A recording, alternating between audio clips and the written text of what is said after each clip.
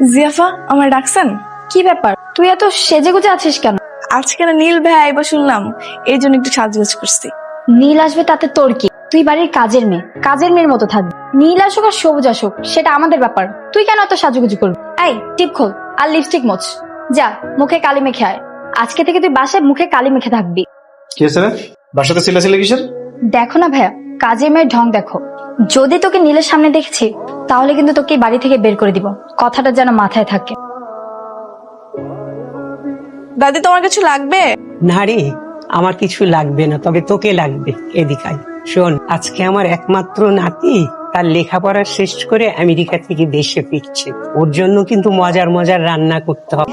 আরে হ্যাঁ, তুমি কোনো টেনশন কইরো না, আমি বুয়ারে সকাল থেকে রান্না করে ঢুকাই দিচ্ছি। হ্যাঁ, সব ভাইয়ার মজার মজার খাওয়ানোর রান্না করতেছে। ও, তোকে আর একটা কাজ করতে হবে, কিন্তু বাজারে গিয়ে ওই ঝুরা ঝুরা ফুলগুলো থাকে না, ওগুলো আনতে হবে। ওগুলো ছিটিয়ে আমার নাতিকে বরণ করবে। যা, বাজারে গিয়ে ফুলগুলো নিয়ে আয়। গাড়িতে যাস কিন্তু, ড্রাইভারকে বলা আছে। ভাই, অনেকগুলো ফুল দিয়ে আমাকে একটা ফুলের তোড়া বানিয়ে দাও তো। সরি স্যার, সব ফুল বিক্রি হয়ে গেছে, দেওয়া যাবে না। বিক্রি হয়ে গেছে মানে? সম্ভব না স্যার, কইলাম না। দেখেন ভাই, আমার দাদিমায়ের সাথে আমার 8 বছর পরে দেখা হচ্ছে, আমার একটা ফুলের তোড়া লাগবেই লাগবে। সরি, সাইডে সাইডে ম্যাডাম আইছে।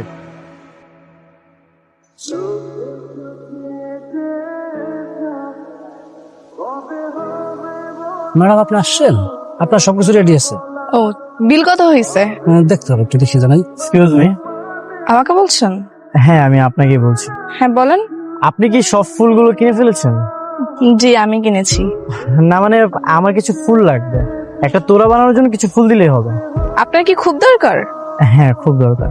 আচ্ছা ভাই, এক কাজ করেন তাহলে, ওনাকে একটা তোড়া বানানোর মতো ফুল রেখে বাকিগুলো সব গাড়িতে ওঠান। Thank you so much.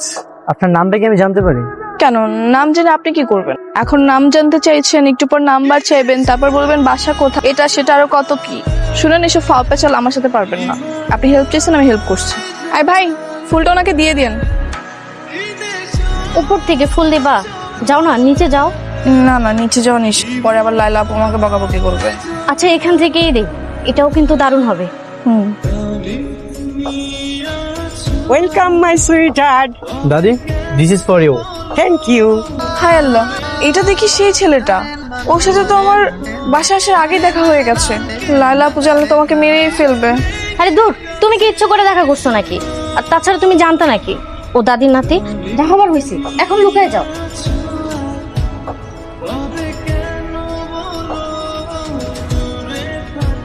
দাদিমা, তুলিকে ডাকাটা কি খুব জরুরি? একটা কাজের মেয়েকে নিয়ে এক টেবিলে খাবার খাওয়া বিষয়টা কেমন দেখা যায় না? ও পরে খেয়ে নিবে না। হ্যাঁ, দাদিমা তো ঠিকই বলেছে। কিসের ফর্মালিটি? আমার দাদি যা বলবে সেটাই। দাদি যদি বলে এখানে ভিক্ষুক এনে বসে খাওয়াবো, তাহলে সেটাই। আমার একমাত্র দাদি, আমার একমাত্র আপনজন। Thank you. তুলি, এই তুলি। জি দাদিমা। কি রে, তুই এরকম আজব ড্রেসে আসছিস কেন? নতুন বইয়ের মতো মাথায় ঘোমটা দিয়েছিস কেন? ওই বাসায় পরপুরুষ আসছে তো, এই জন্য একটু পর্দা করতেছি। সমস্যা নাই, কি লাগবে তোমার বলো দাদি। আমার কিছু লাগবে না। তুই খাবি না আমাদের সঙ্গে? খেতে বসবি না? না না, আমি পরে খাইনি, মনে তোমরা খায় না। তো ঠিক আছে, যা খেয়ে নিস কিন্তু মনে করে। আচ্ছা। দাদি, কাজের মেয়েটা অনেক ইন্টারেস্টিং তো। হ্যাঁ, আসলে ওর মাথায় একটু গন্ডগোল আছে তো, তাই। ভাইয়া, তোমার কিন্তু আমেরিকার পাট চুকে গেছে। আমি কিন্তু তোমাকে আর যেতে দেবো না। এই এত বড় একটা বাড়িতে আমার ভালো লাগে না। আমি ঠিক করেছি, বাংলাদেশি মেয়ের সাথে তোমাকে বিয়ে দিব। ওর মতামতটা জানাও আমাকে। কি ভাবছো? না মানে দাদি, হ্যাঁ তুমি একদম ঠিকই বলেছো, আমি এই দেশের মেয়েকে আমি বিয়ে করবো।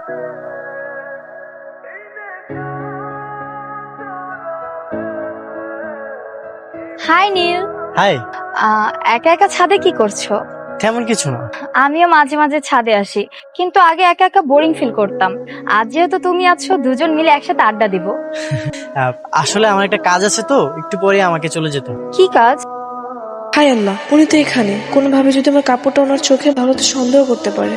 আমার পুরনো ফ্রেন্ড সার্কেলের সাথে আজকে দেখা করতে যাব। আমি কি তোমার সাথে যেতে পারি? সরি, যাওয়া যাবে না। আসলে ওদের সাথে এতদিন পরে দেখা হবে, আড্ডা দিব, মজা করব, আর তুমি গেলে তো আনিজি ফিল হবে, এই জন্য আর কি। আচ্ছা, তুমি তাহলে থাকো, আমি যাই। উফ, কি হয়েছে? এই দেখো তো, আমার চোখে কি যেন গিয়েছে। আমার ফ্রেন্ডরা না বারবার কল করতেছে, তুমি বরং নিচে গিয়ে দেখো তোমার চোখে কি হয়েছে।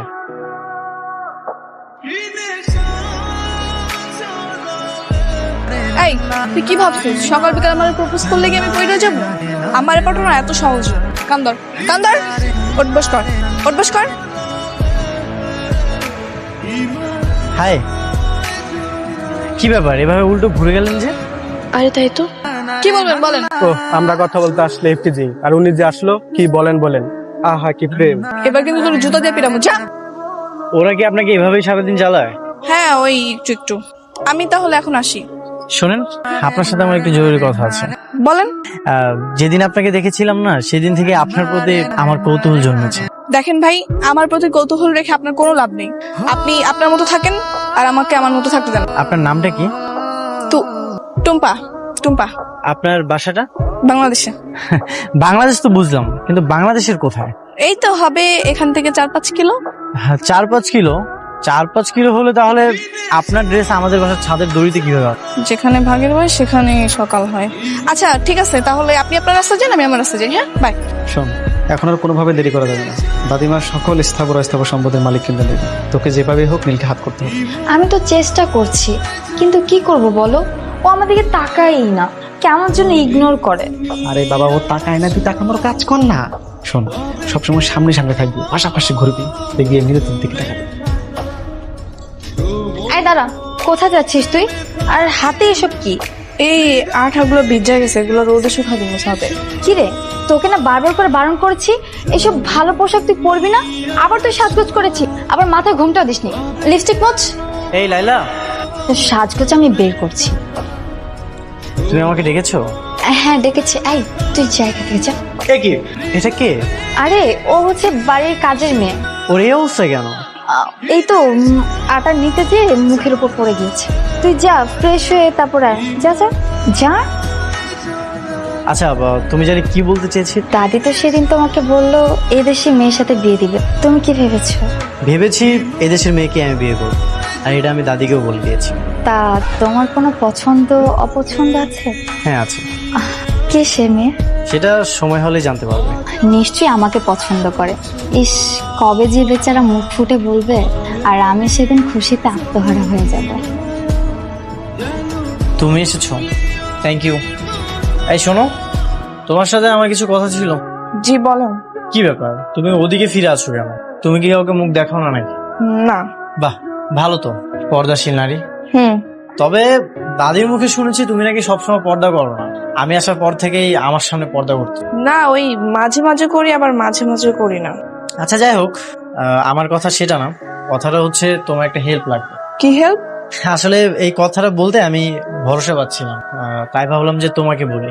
এই এলাকাতে অপরূপ একটা মেয়ে আছে, তার নাম ঠিকানা অবশ্য আমি কিছু জানি না, তবে আমি যদি তাকে একবার দেখতে পারি আমি তাকে চিনতে পারবো। তো তুমি আমাকে একটা আইডিয়া দাও তো, আমি তাকে কিভাবে খুঁজে বের করবো?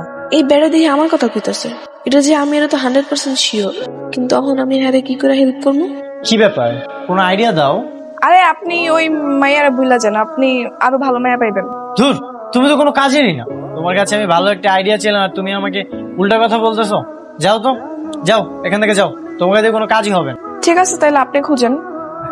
ভাই, আরে কি বস, আবার ফুলের তোলা লাগবে নাকি? না না, আজ আর ফুলের তোড়া লাগবে না। আজকে তোমার একটা হেল্প লাগবে। জি বলেন। সেদিন যে মেয়েটা তোমার থেকে ফুলের তোড়াগুলো নিয়েছিল, তার ঠিকানা বা নাম্বার তোমার কাছে আছে? না, নাম্বার তো সেভ করি নাই, ঠিকানা জানি না। নাই না? না স্যার।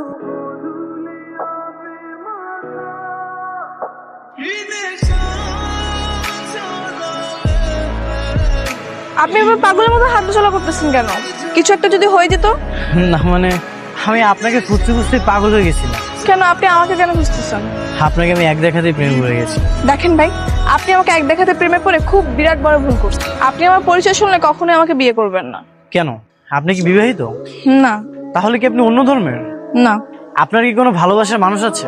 সেটাও না। তাহলে তো পৃথিবীর কোনো বাধাই আমাদের আটকে রাখতে পারবে না। আমি গরিব হলে কি আপনি আমাকে মেনে নেবেন? হ্যাঁ, আপনি গরিব অসহায় যাই হন না কেন, আপনি তো থাকবেন আমার মঞ্জিলে। আমার কোনো আপত্তি নেই। আর আপনার আর্থিক অবস্থা জেনে আমি কি করব? কি বলছেন? হ্যাঁ, আমি সত্যি বলছি। আমি একটা বাসায় কাজ করি, আর সেদিন যে গাড়িটা দেখলেন আপনি, ওটা আমার মালিকের গাড়ি ছিল। আপনি কি একটা কাজের মেয়েকে বিয়ে করবেন? আমার কোনো সমস্যা নেই। আচ্ছা, আপনি কোন বাসাতে কাজ করেন? সেখানে যেয়ে কি আমার কথা বলতে হবে? না মানে? আর কোনো মানে নেই। আপনি চলেন, আমাদের বাসায় চলেন। আমাদের বিয়ের বিষয়টা আমি আমার দাদিকে বলবো। আমার দাদি অনেক ভালো মানুষ, আমাদের বিয়েটা দাদি মেনে নেবে। না না, এখনই না, আমাকে একটু ভাবার জন্য সময় দিন। ঠিক আছে। তোর মতে গতি না আমি কিছু বুঝতেছি। এতদিন হয়ে গেল তো নীলকে পড়াতে পারলো, এখন এই নীল যদি অন্য কোনো মেয়েকে বিয়ে করে ফেলে আমাদের কি হবে জানিস? হয় ওকে পটা, নাহলে মেরে ফেলে। কি মেরে ফেলবো? কি বলছো কি ভাইয়া? আমি ঠিকই বলছি। শোন, তুই যদি ওকে বিয়ে করিস তাও সব সম্পত্তি তোর, আর যদি ওকে মেরে ফেলিস তাও সব সম্পত্তি। কেন জানিস? আমাদের দাদির একুলে একুলে না আর কেউ নাই, শুধু আমরা বুঝেছি। আচ্ছা বলো কি ভাবলে? আমার মনে হয় আপনার ফ্যামিলির কেউ কখনোই মানবে না, না আপনার দাদিমা, না আপনার ফ্যামিলির অন্য কেউ। ফ্যামিলি মানবে কি মানবে না সেটা তুমি আমার উপর ছেড়ে দাও। তোমার ফ্যামিলিতে কি মানবে না সেটা আমাকে। আমার ফ্যামিলিতে আমার শুধু আব্বাই আছে। তাকে আমি কালকে জিজ্ঞাসা করছিলাম, তো উনি বলতেছে তুই যেটা ভালো মনে করিস সেটাই কর। তাহলে তো আর কোনো বাধা নেই। এটা তোমার জন্য, আর এই ড্রেসটাও তোমার জন্য। না না, আমি এসব নিতে পারবো না। আমি সত্যি বুঝতে পারতেছি না আমি কি করব। দেখেন, আমার ভাবার জন্য আরেকটু সময় দরকার। ঠিক আছে, তুমি 7 দিন 10 দিন যতদিন ইচ্ছা তুমি সময় নাও। আচ্ছা ফ্রেন্ড হিসেবে তো এগুলো নিতেই পারো। এই নাও। ভাইজান ডাক্তার স্যার? তুলি কোথায়? সে তো তার রুমে। তার রুমটা কোন দিকে? ওই যে ওদিকে। ভাইজান কিছু লাগবো? তুলি, আমি কি একটু ভিতরে আসবো? হ্যাঁ আসেন। তুলি, গতকাল তোমার হাতের চাটা খুবই দারুণ ছিল, আজ একবার বানিয়ে দিবে? ঠিক আছে, আপনি যান, আমি বানিয়ে নিয়ে আসতেছি। ঠিক আছে। তার মানে তুমি টুম্পা, তুমি তুলি, এতদিন এই কারণে তুমি আমার থেকে লুকিয়ে আছো। আমার বাড়িতেই আছে আমার স্বপ্নের বালিকা, আর আমি কোথায় না কোথায় তোমাকে খুঁজে বেরিয়েছি। হাই রে কপাল। আচ্ছা ওকে কি বলবো?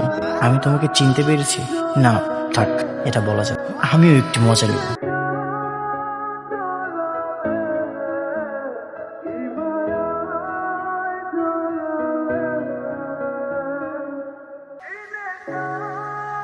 কিরে ভাইয়া, কোন মেয়ে নাকি তোকে পছন্দ করেছে?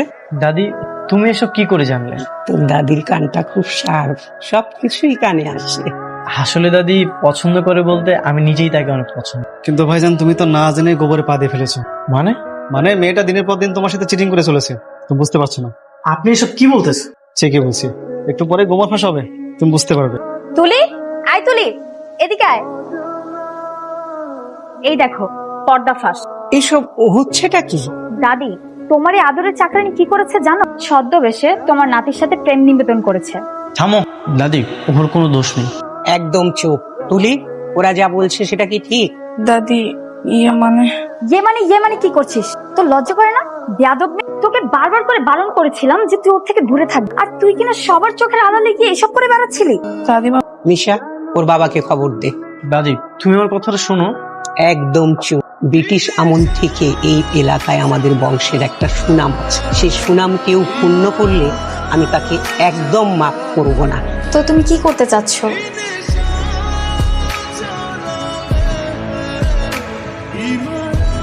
চাটা খাও, তুলি নিজের হাতে বানিয়েছে।